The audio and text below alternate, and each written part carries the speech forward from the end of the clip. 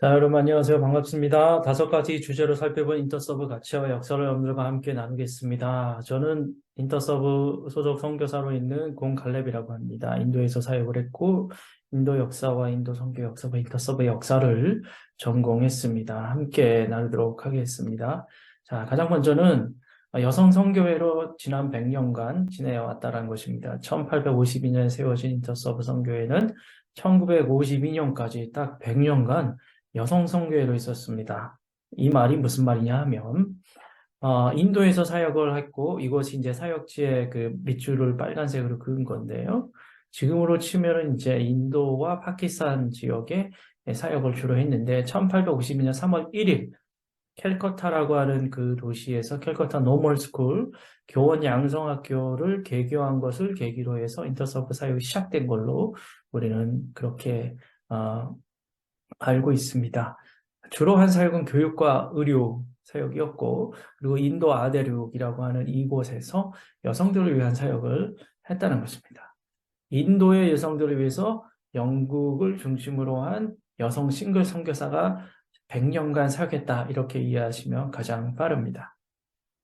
자, 그러면 어떤 사역을 했느냐? 제나나 바이블 앤 메디컬 미션이라는 이름으로 그렇게 초기에 사역을 했는데 이때의 제나나가 뭐냐면 여성들이 생활하는 그 규방을 일컫는 말입니다. 문자적으로는 여성의라는 그런 뜻인데요. 가장 왼쪽에 있는 그 영국 여성 싱글 선교사가 그 인도인 그 가정에 가서 그 집에서 이제 여성들과 아이들에게 말씀을 가르치고 있죠. 이게 전형적인 어떤 초기 제나나 선교사들의 그 모습이었습니다. 그리고 두 번째에 있는 이 사역은 교원 양성학교는 사범학교입니다. 그래서 인도인 여성을 교육을 해서 이제 교사로 양성을 하고 나면 그것에서 성경 교사로 이렇게 전도부인이라고 하는 매서인 우리 한국 초대교회도 있지 않습니까? 그런 매서인 전도부인이 같이 이제 인터서브 선교사들과 사역을 하게 되고 그래서 오른쪽에 보면 그렇게 사역한 자매가 이렇게 있는 것입니다. 자, 인터서브는 교육과 의료 이 두 가지 축이 되는 이 사역을 했기 때문에 사실 이런 그 학교가 아직도 남아 있고요. 그리고 보시면 아시다시피 이렇게 음, 기와집으로는 초기 우리나라 그 광해원 제중원 그 세브란스 병원의 전신인 그 병원 초기에 이렇게 했던 것처럼 어, 이렇게 클리닉처럼 시작한 병원이 확장이 돼서 기독병원으로 이렇게 진행이 된 케이스가 있고요. 그리고 긴급 구호가 필요할 때 이 구제 사역을 하기도 했습니다. 그리고 한센병 환자들, 중풍병자들 그 사람들을 위해서 사역을 하면서 그 사람들을 위한 교회를 이렇게 세우기도 한 것이죠. 종합해서 보면 첫 100년은 이렇게 여성 교육뿐만 아니라 여성 성경 공부, 교원 양성, 그리고 전도부인, 성서부인의 활약, 그리고 차별과 악수 그런 것까지 싸우는 거죠. 그리고 여성 병원, 그리고 구제사역, 협력사역 이런 것들이 계속 이어졌던 것을 보게 됩니다. 그럼 두 번째 주제로 여러분들과 나누고 싶은 것은 가장 어려운 환경에 있는 사람들의 필요를 보고 총체적으로 다가갔다는 거예요. 그 어려운 사람들을 찾아가다 보니까 우리 사역의 그 대상도 확장이 되고 사역지도 확장이 되는 것을 보게 될 수 있습니다. 자, 이렇게 어린아이와 여성들을 위해서 사역을 하고, 교육을 하고, 그리고 이제 진료를 하고, 그러는 과정에서 지역 개발 사역, 이렇게 NGO를 만들고, 이런 일들도 하게 되었던 것이죠. 가장 먼저 또 언급해야 될 것은 여성들을 교육하고, 그 다음에 치료하는 의료 사역을 했다라는 것이고요. 그리고 나서는 특수사역으로서의 필요가 더한 그 사람들 찾다 보니까 한센 병 환자들의 필요를 보게 되었고, 그리고 이제 구제 사역을 통해서 긴급 구호 활동 같은 것들을 계속 이어갔고, 그랬는데 이러한 가장 필요가 많은 사람들한테 다가가기 위해서는 여성들만 다가가는 것이 아니라 남성도 함께 해야 된다. 그래서 부부를 허입하는 일들이 1952년이 되어서 이제 본격적으로 시작이 됩니다. 자, 그리고 사역이 확정이 된 건 그 사역의 문호를 계속 막고 있었던 그 나라가 이제 문호를 개방하면서 본격적으로 이루어졌는데 그 중에 이제 네팔과 아프가니스탄이 그런 곳입니다. 또한 더 확장이 되어서 중동, 아랍권, 그러니까 북아프리카, 그 다음에 이슬람권인 터키, 그리고 1990년대가 되면 구소련 국가인 중앙아시아, 그리고 그 이후에 더 넓게 아시아의 다른 나라, 동아시아, 그리고 동남아시아까지 이렇게 확대되게 되는 것입니다. 우리들은 현지 교회와 협력하는 것, 그리고 총체적인 사역을 하는 것을 도구와 정체성으로 사역을 하게 되었고요. 그 일들을 위해서 이렇게 남성들도 사역을 했다라고 말씀을 드렸고, 그렇게 아프가니스탄인데요. 여기서는 이제 그 안과 를 통해서 이렇게 그들의 필요를 채워주는 일들을 하게 되었던 것입니다. 자, 세 번째 주제는 이것입니다. 초교파 국제단체로서 사역을 했다는 것입니다. 초교파라는 말이 무슨 말인고 하니 1852년 영국이 해가 지지 않는 나라 빅토리아 여왕이 즉위한 지 얼마 안 됐을 때, 그러니까 영국이 최전성기를 이루었던 그러니까 전 세계적으로 최강국이었던 그 시기에 우리 단체가 시작이 됩니다. 이 제나나 선교회가 그런데 영국 국교였던 성공의 소속이 아니라 초교파로 시작을 했는데 그 일들을 했던 여성이 키너드 여사라는 분입니다. 그것과 동일한 비전을 가지고 있던 다른 대륙 뉴욕에서 여성 선교회를 시작했던 분이 또 있는데요. 사라 노어머스라고 하는 여성입니다. 나중에 이 두 단체는 1976년에 하나로 합쳐지죠. 1880년과 1936년은 초교파로 남기 위한 시련이 있었던 시기입니다. 무슨 말인고 하니 1880년에 영국 성공회에서 자체 제나나 선교회, 여성들을 사역하기 위한 싱글 선교사들의 선교회가 세워지게 되고 인터서브가 그쪽에 편입됐으면 좋겠다라고 그렇게 요청을 했었는데 그 강한 요구에 No, 우리는 계속 초급파로 남겠습니다. 이래서 인터서브 소속 선교사였던 분들 중에 많은 분들이 그 성공회 소속으로 이렇게 나누어지는 그런 조금은 아픈 역사가 있었습니다. 그리고 인도 내에서도 사역지를 성공회 제나나 선교회는 남인도를 중심으로 사역을 하게 되고 그리고 인터서브 선교사들은 북인도와 중부인도를 중심으로 사역을 하게 됩니다. 근데 1936년이 되면 우리 자체적인 문제가 있었습니다. 1차 대전과 2차 대전 사이에 대공황이 계속 이어지고 있었는데 재정적으로 행정적으로 너무나 힘든 상황에서 더 이상 여성 선교회로 초교파 단체로 남는 것은 어려운 상황이다라는 것을 깨달은 인터서브 내의 그 이사들은 그러면 성공회 소속으로 우리가 들어가자 이렇게 열정을 처음 했다가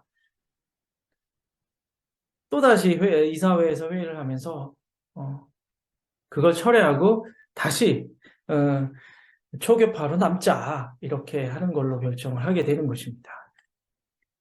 1976년에 국제화의 길을 걸어가면서 영국과 연방국가의 선교사들만 모여있던 단체가 이제는 미국인 선교사들이 들어올 수 있게 되는 WUMS라고 하는 움스라고 하는 이 단체와 통합을 하게 되면서 그리고 1990년대가 되면은 한국 및 제3세계의 선교사들이 많이 합류하게 되면서 다양한 국적의 선교사들이 함께 있는 명실상부 국제 선교단체로 있게 된 것입니다. 자, 이 사진을 보시면 다양한 국적의 선교사들이 많이 모여 있고요. 그리고 가장 최근 2022년에 국제 리더들의 컨퍼런스가 있었는데 그때 남미 선교사들 그 리더들이 모여서 같이 기도하는 장면이었습니다. 이 남미에서도 많은 선교사들이 인터서브에 합류하게 된 것입니다. 자, 이제 협력 사역. 우리 그 인터서브의 사역의 DNA 중에 협력의 DNA가 있다고 주로 얘기를 하는데요. 그 협력 사역을 어떻게 했고 그것을 위해서 낮아짐의 영성을 어떻게 우리가 계속 추구해 왔는지를 말씀을 드리고 싶어요. 이 대학은 어, 파키스탄 최고의 여대인데요. 우리나라로 치면 이어와 여대 같은 키너드 칼리지인데요. 1913년에 세운 이 학교는 인터서브 선교사들이 주도해서 세워졌지만 이후에 계속 진행되는 과정에서 여러 선교 단체가 같이 협력하여 세운 학교라고 볼 수 있습니다. 그러니까 사역에 우리 초기부터 이 협력 사역이 계속 이루어졌던 것을 보게 됩니다. 연합 신학교가 세워지기도 하고요. 그리고 연합해서 기독교 학교를 운영하기도 하고, 연합해서 병원을 같이 운영하기도 하고, 그 연합해서 선교회를 아예 만들고 기독 NGO를 만들기도 했습니다. 대표적인 곳이 네팔이죠. 그 외에 다른 나라들, 방글라데시, 몽골, 여러 나라들, 중앙아시아의 나라들이 다 이런 모델들을 계속 따르고 있는 것을 보게 됩니다. 그리고 이제는 낮아짐의 영성을 추구하기 위해서 우리가 가지고 있던 많은 재산, 학교가 있고 병원이 있지 않습니까? 그걸 다 현지인 기독교 단체나 그리고 지방 정부에까지도 이렇게 이양을 하게 됩니다. 그리고 우리가 사역을 함에 있어서 이 협력을 위해 하는 사역의 여러 방식 중에 하나가 세컨딩을 한다는 것입니다. 이 세컨딩이라는 말이 무슨 말이냐 하면은 우리가 파견하는 겁니다. 인터서버 소속 선교사지만 그 나라에 가게 되면 그 나라의 필요를 보고 그 사역을 하게 되는 그 단체, 다른 단체지만 거기에 파견해서 그곳 소속으로 일을 할 수 있게 해준다는 것입니다. 저는 이 문구를 굉장히 좋아하는데요. BMMF라고 1957년에 제나나 선교회가 명칭을 한번 크게 바꿉니다. 그때 왜 이 명칭을 바꾸는지 취지문을 이렇게 기록하고 있습니다. 우리는 더 이상 종전과 같은 선교회를 만들기 원치 않는다. 지난 100년 동안 우리는 선교회로 있었지만 이는 서구적 우월성을 암시했다. 우리는 지금 협회가 되어야 한다. 이는 주를 향한 하나된 사랑의 나눔이 있고 제자들을 바탕으로 한 상호 간의 섬김이 있는 것이다. 과거의 선교회가 통제를 의미했다면 이는 사라져야 한다. 우리는 이 협회에서 아시아인 리더와 함께 또는 그 밑에서 섬기는 것을 마음속에 그리워본다. 한마디로 말해서 계급장 떼고 낮아짐의 영성을 실천했다라고 볼 수 있는 것이죠. 자, 그럼 다섯 번째 여러분들에게 나누고 싶은 주제는 인터서브 코리아의 30년 역사와 현재의 모습입니다. 인터서브 코리아가 어떻게 세워졌는가? 그 얘기를 하기 위해서는 인터서브 코리아라는 지부가 세워지기 전에 이미 인터서브 선교회 소속으로 함께 사역을 하셨던 분을 소개하는 것으로 말씀드려야 될 것 같습니다. 이분은 전재옥 박사님이시죠. 지금은 작고하신 고 전재옥 박사님이신데 이화여대 기독교학과 교수로 오래 재직하셨고 한국 이슬람 연구소를 세우셔서 소장을 오래 계셨던 그분이 파키스탄의 여성 싱글 선교사로 가 있었던 1960년대와 70년대는 그분이 그곳에서 영국의 BMMF 그러니까 우리 인터서브의 전신인 그 단체를 알게 돼서 그 단체와 함께 사역을 했던 것을 보게 됩니다. 그래서 이분이 한국인 최초로 인터서브와 사역을 했던 분이시고 그리고 1990년 10월 1일에 우리가 인터서브 코리아를 세우는 그런 예배를 시작을 하게 되었습니다. 그리고 1993년이 되어서야 이 두 가정이 파키스탄에 선교사로 나가게 됩니다. 이 왼쪽에 있는 이 양복을 입으신 분은 권우영 이영지 선교사님은 의료 선교사로 그리고 오른쪽에 정마태 이윤숙 선교사님은 이제 목사 선교사로 파키스탄 교회에 소속이 돼서 그 교단에서 사역을 하게 되었던 것이죠. 첫 10년은 우리가 성장하는 시기였습니다. 인터서브 코리아가 10년 동안 굉장히 빠르게 성장했는데 그 이유 중 하나는 1970년대와 80년대에 폭발적으로 성장한 한국교회가 선교에 대한 관심을 가지면서 국제 선교 단체로서 총체 사역을 하는 그 단체에 대한 목마름이 있는 사람들이 이미 많이 있었던 거예요. 그리고 국제 인터서브에서 한국을 주목하면서 한국 지부를 많이 지원을 했었습니다. 그 두 열기가 같이 합쳐지면서 성장할 수 있는 계기가 되었고 그리고 두 번째 10년이 되어서는 정착하는 시기가 되었던 것입니다.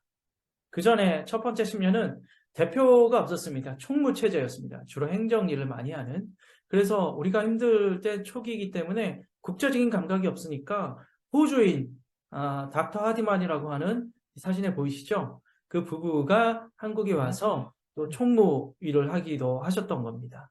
근데 두 번째 10년이 됐을 때는 이제는 필드 사역을 하는 경험한 선교사들이 우리 자체에서 나오고 그분 중에 한 분이 대표가 되셔서 이렇게 정착하는 일들이 생기게 된 것이죠. 그리고 이제 세 번째 10년이 되었을 때는 사역이 확장되는 것을 보게 됩니다. 예를 들어서 극동아시아, 북한과 중국과 일본, 그리고 이 동남아시아 이런 부분이 다 이제 확장이 되고 사역지로 그곳에 많이 선교사들이 가게 되고, 그리고 이 인터서브 코리아 소속의 선교사들이 국제 인터서브 내에서 가장 많은 선교사들을 파송하는 국가가 되었고, 이 시기에 또한 국내 한국이 또한 사역지로 우리 필드로 이렇게 되어서 타문화 사역을 국내에서도 하는 사람들이 이제 나오기 시작했던 것입니다. 이렇게 초기에 선교 세미나를 하기도 하고요. 그리고 지역마다 지역 이사회가 있어서 기도회 모임이 있기도 하고요. 10년에 한 번씩 우리 한국인 선교사들끼리 모여가지고 이렇게 대회를 열었는데, 이거는 이제 인터서브 코리아 20주년 기념 대회를 태국 파타야에서 한 것입니다. 함께 인터서브의 패밀리가 되신 것을 너무나 감사드리고, 또 인터서브의 가치와 역사를 통해서 우리가 함께 하나님의 선교를 이뤄나갈 수 있도록 이뤄나갈 수 있기를 간절히 소망합니다. 감사합니다.